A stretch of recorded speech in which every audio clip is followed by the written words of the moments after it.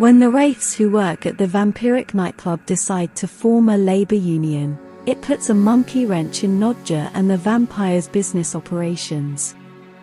Up until now, the business was extremely productive because Boy has kept performing like he did at the end of the nightclub episode. But the club's success has also been held back by intentional underperformance by the wraith staff.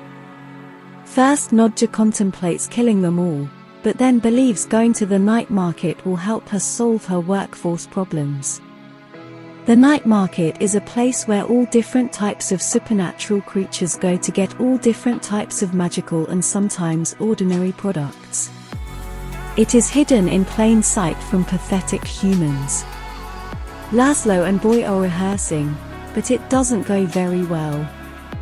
What also doesn't go well is the negotiation discussion between Nadja and a wraith, with the guide playing intermediary. Vampires and Guillermo get onto the New York subway and a busker performs for them. It's just a fart performance though, where the singer just farts into the microphone. It turns out this is just to clear out the train so it can head to the night market without any humans. Nadja barters something she stole from Nandor's room with a pair of Valkyries. As Nadja looks for a product that can help her, Laszlo educates Boy about the various creatures they are seeing, and it is quite a compendium of creatures. Guillermo almost gets nabbed by a Hellboy-like creature for being a human but gets out of it by saying he is orc. All of a sudden Nandor and Guillermo end up at a fight pit, where Nandor volunteers Guillermo for a fight till the death. As Nadja continues bartering, Guillermo wins the familiar deathmatch by doing a backflip off a van, which avoids a bull rush charge by the other fighter and leads to the fighter knocking himself out running headfirst into the van. In the next fight, the opposing fighter of Guillermo has an asthma attack on the middle of the fight, so the host of the arena snaps his neck. I guess he'll be fighting again, and again, and again, without Guillermo ever intentionally harming the competitors, who keep dying of unrelated causes. Gorgo the Murderer is Guillermo's next opponent, and he is not a familiar. He is the vampire champion of the arena.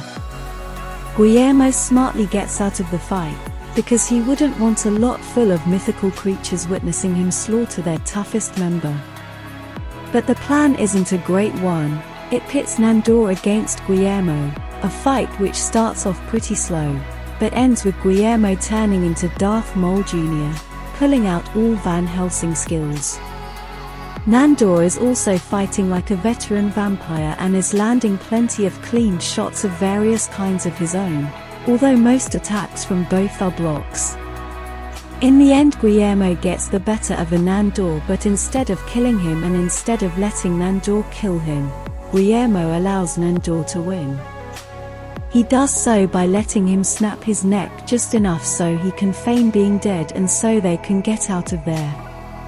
Back at the vampire nightclub, Nadja reveals what she spent all the time at the night market for. Water lily of denial is the only drug which helps with the pain that comes with being a wraith.